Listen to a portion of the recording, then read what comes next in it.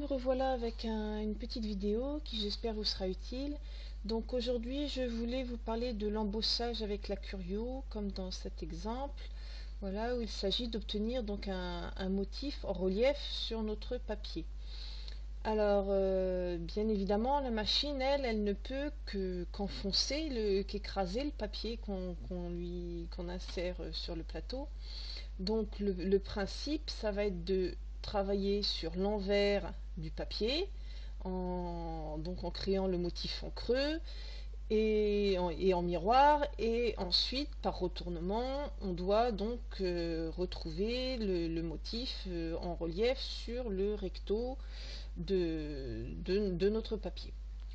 Donc aujourd'hui je vais essayer de vous expliquer comment procéder avec le logiciel et la machine. Mais avant, je voulais revenir sur le scoring que j'ai déjà évoqué lors de mes précédents tutos, qui concernent donc le gaufrage en général. Alors le scoring, si vous vous souvenez, ce sont les tracés là qui apparaissent en rouge lorsque on demande d'appliquer les lignes de partition de gaufrage.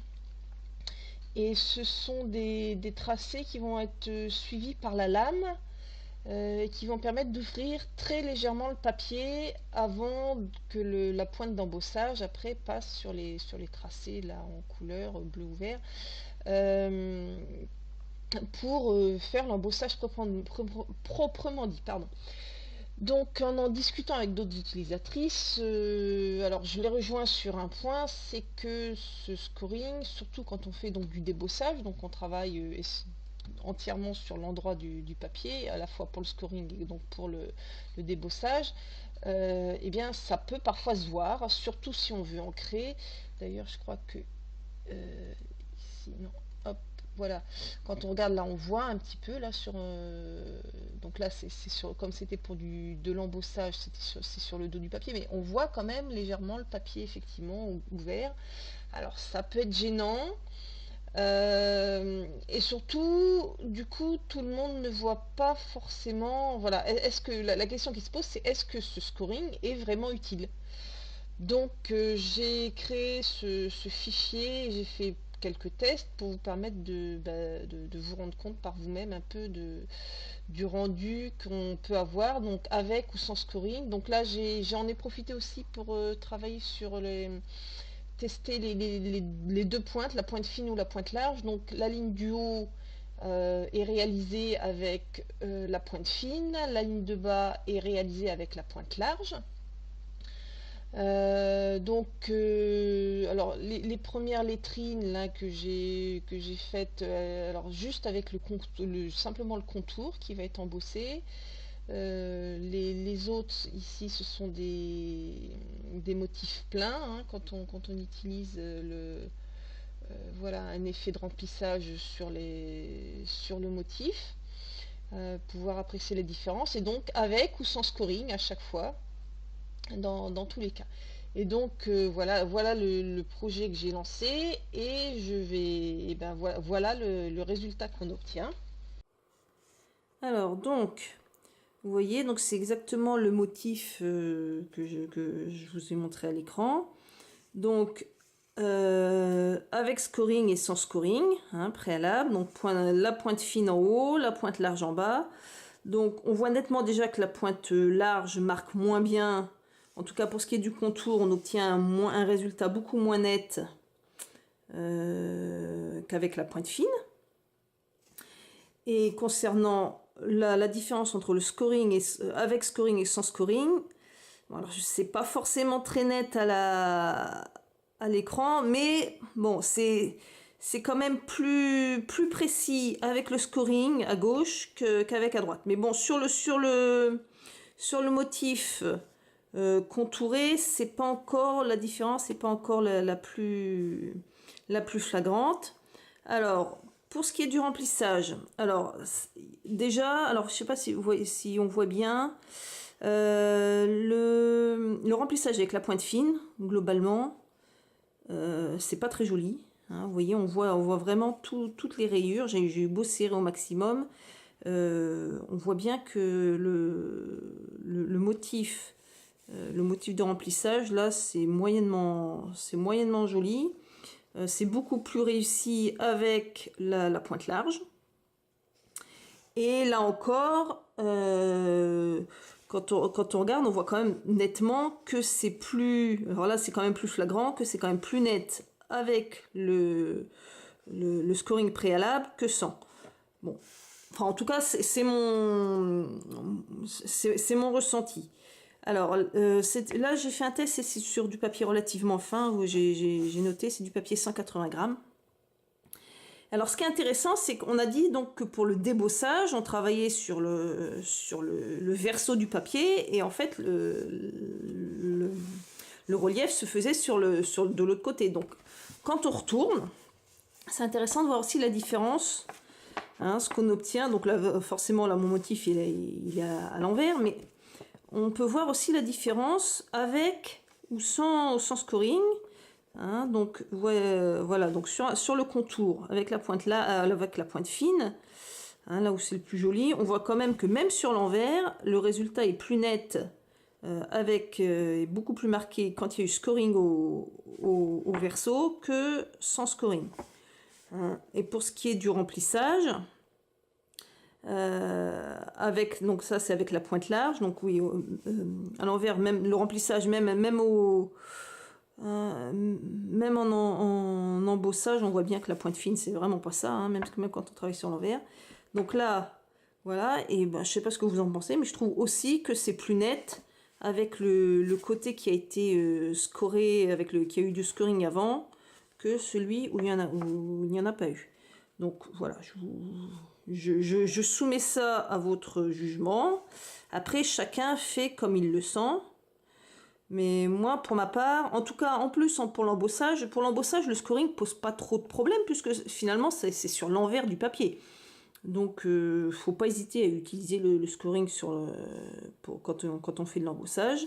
Après, c'est vrai que quand on veut faire du débossage, et surtout si on veut juste faire juste les contours, bon, ça se discute, si on n'a pas envie surtout si on veut colorer après, mettre des encres, l'ouverture dans le papier, c'est un peu gênant, ça peut faire baver les encres, je conçois que ce soit un peu gênant, mais bon, voilà, selon l'usage que vous en faites, en tout cas, voilà le résultat des tests, hein, vous pourrez après choisir en connaissance de cause. Alors, du coup, je vais en profiter pour vous montrer quand même, j'ai poussé les tests un peu plus loin. Et alors là, j'ai voulu voir aussi la différence en me disant, bon ben, à défaut de scoring, peut-être qu'en mettant plus de passages, hein, ça peut-être y avoir aussi une différence. Donc, du coup, j'ai pris cette fois du papier un peu plus épais, hein, j'ai pris du 224 grammes. Donc voilà, donc à gauche, donc c'est à peu près le même test, sauf qu'à gauche j'ai fait un passage. Hein, donc on peut voir, donc ça c'est un peu comparable à ce qu'on avait ici en un passage, donc sur du papier un peu plus épais. Quand on commence à augmenter l'épaisseur du papier, on voit que sans scoring, c'est quand même moins net qu'avec le scoring. Hein. Déjà rien qu'avec un passage. Et avec, là ici j'ai fait un passage supplémentaire. Bon, donc pour les contours simples, ça reste plus net avec un scoring préalable, mais c'est pas un deuxième. Bon, c'est pas forcément le plus flagrant. Avec la pointe large et pour un remplissage, c'est quand même mieux dans tous les cas. C'est quand même mieux. On a beau faire un deuxième passage, on n'arrive jamais. Deux passages sans scoring, on n'arrive jamais à obtenir quelque chose d'aussi net qu'avec un seul passage et du scoring préalable.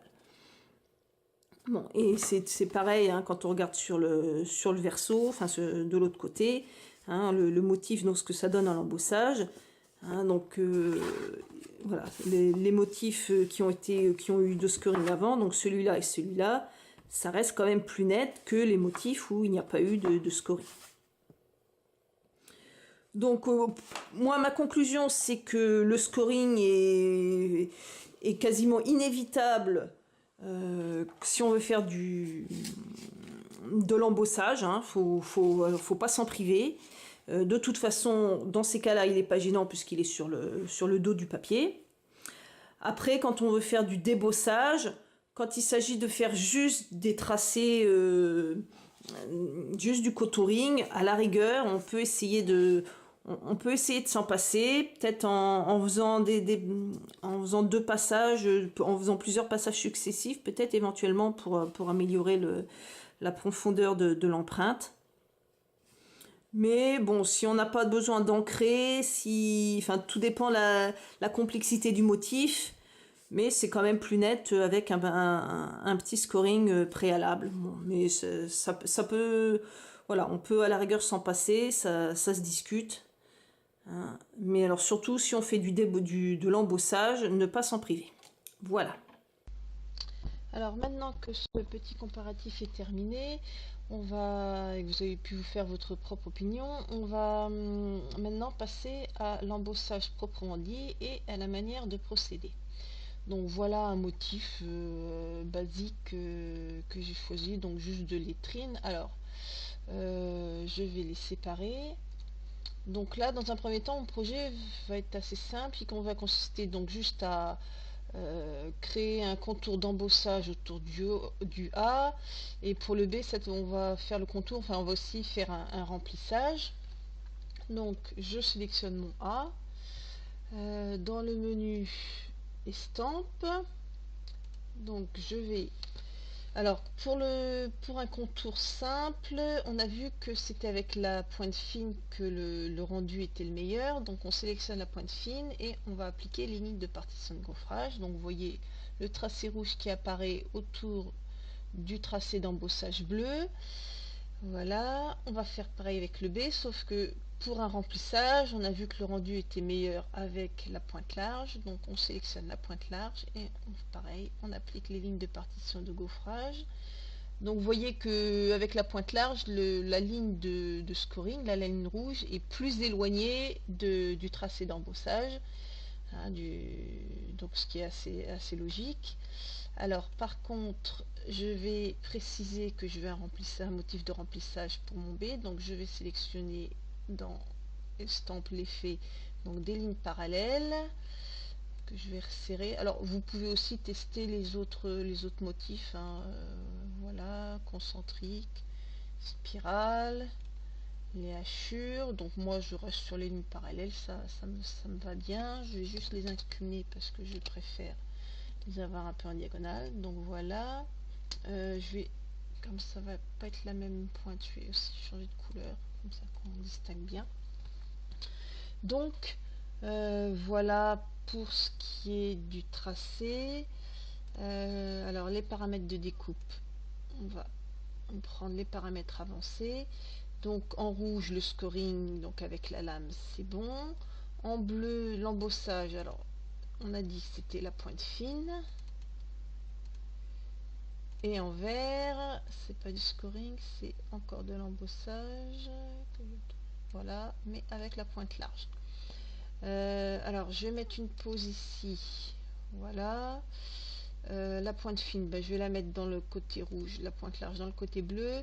Et donc, la pause me servira à faire l'échange entre la lame, qui aura servi pour le scoring, et la pointe fine pour après passer à l'embossage. Donc voilà. Ah oui, si. Donc on a dit qu'on voulait faire donc de l'embossage, donc avoir un motif en relief. Donc on a évoqué le fait que il fallait, comme on travaillait sur l'envers, il faut donc avoir appliqué un effet miroir à notre motif. Donc contrairement au flex et au floc qui nécessitent aussi un effet miroir qu'on applique au motif, pour l'embossage silhouette a tout prévu, donc on n'a pas besoin d'appliquer nous-mêmes l'effet miroir. On va sélectionner donc estampe, hein, donc jusqu'à présent pour obtenir une empreinte, donc un motif en creux, on cliquait sur d'estamper. Là pour obtenir le motif en relief, on choisit estampe et vous voyez que ça va jouer à ce niveau là. Donc autant ici le sigle, on insérait le papier dans le sens classique, donc avec la face, le recto vers soi. En cliquant sur estamper, voilà, on nous indique va falloir placer le papier donc à l'envers, le recto, le verso vers soi. Hein, c'est encore expliqué ici. Et en fait, l'effet miroir va être appliqué directement par la machine sans qu'on ait besoin de le faire sur notre page de travail. Il faut juste faire bien attention à mettre le papier dans le bon sens. Pour peu que le recto et le verso soit pas, les deux faces soient pas identiques, à mettre le papier dans le bon sens dans la machine. Donc au niveau du logiciel, tout est prêt. On n'a plus qu'à préparer maintenant au niveau des tapis de coupé de la machine. Alors voilà, donc j'ai placé mon papier sur mon tapis d'embossage. Je prends la lame donc réglée à 1 pour le scoring. Je la place donc dans l'emplacement de gauche. Voilà, la pointe large dans l'emplacement de droite. Voilà, et je ferai l'échange, j'installerai la pointe fine au moment de la pause, juste après le scoring. Donc, on va pouvoir lancer. Voilà, envoyer vers silhouette.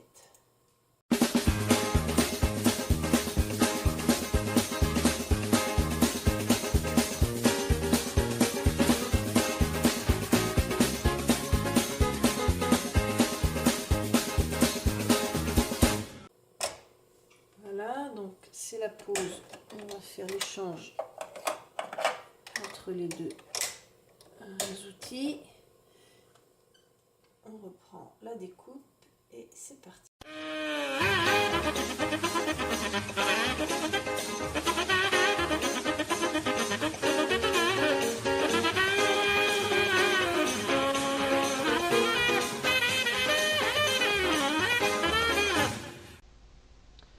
Alors, on peut maintenant voir le résultat en retournant le papier pour retrouver le motif en relief. Voilà. Donc au verso, l'empreinte est bien nette et en miroir. Et au recto, on obtient notre motif à l'endroit. Et le résultat, sans être aussi net qu'avec une matrice de gaufrage et une Big Shot par exemple, est quand même assez intéressant. Enfin, tout dépend du projet, bien sûr. La première partie de ce tuto est terminée et je vous invite à visionner la partie 2 où j'explique comment utiliser les repères d'impression pour faire coïncider un motif embossé avec eh bien, une impression et une découpe.